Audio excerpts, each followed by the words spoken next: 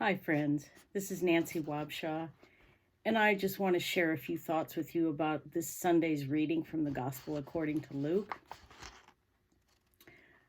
I harbor a certain amount of embarrassment that I have struggled almost all of my life with issues around food. The embarrassment is compounded as I face the hard fact that most of the world deals with hunger and near starvation, while I contend with abundance and excess. People around us are physically and spiritually starving, while I all too often hoard the heavenly banquet in my heart, afraid there might not be enough. It has been said that everyone has a besetting sin. This one is mine. Pardon me. And so we arrive at the third Sunday after the overwhelming and to almost everyone alive at the time, unbelievable event of Jesus' resurrection. As David Lowes wrote, "Thus far in Luke's account, the disciples have heard and dismissed the women's testimony.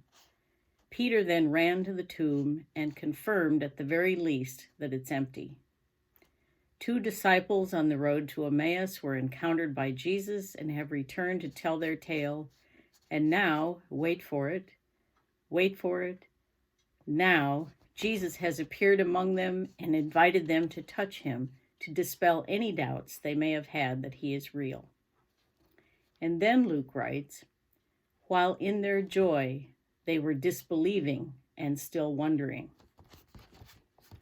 Anyone who believes that having faith means having no doubts may be in for a shock when hard times arrive and their faith begins to falter. I just love this line. While in their joy, they were disbelieving and still wondering. Raise your hand if you have never lived in this kind of spiritual tension. "I believe, help my unbelief," quoted in Mark 9:24, is a mantra of mine. But now we come back to food. Jesus the Christ is hungry. He is hungry for the food he probably ate only several days back, but I wager he is just as hungry for fellowship with his friends, his disciples, those folks he called family because they followed him and tried to live his way. It is difficult to ignore the fishers of men reference in Matthew 4:19, and so also to see in this meal a symbol of what he was about to ask them to do, to be his witnesses. Yes, they had broiled fish, but Jesus was also asking whether they had stored up any spiritual food to eat and to share. We see daily the manifestations of those who are starving spiritually. We see it in despair, violence, hatred, confusion, addiction, and all manner of exploitation.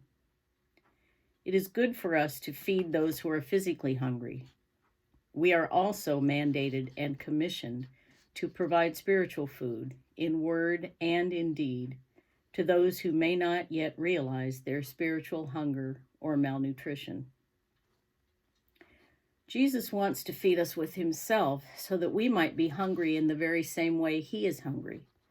Hungry for new life, for companions on the way, for worshipful spirits and compassionate hearts. His body and blood both satisfy and tantalize, both give us new life and summon us onward, upward, inward, and outward in ever-widening circles of challenge and grace. He came back to announce that God was keeping his promises and to instruct us one more time while in his fleshly garb what he came to do and what he wants us to continue to do in his name. That Last Supper was by no means a finality. We still gather to receive spiritual and physical food in his name. We still betray him from time to time by not doing what he clearly asks of us.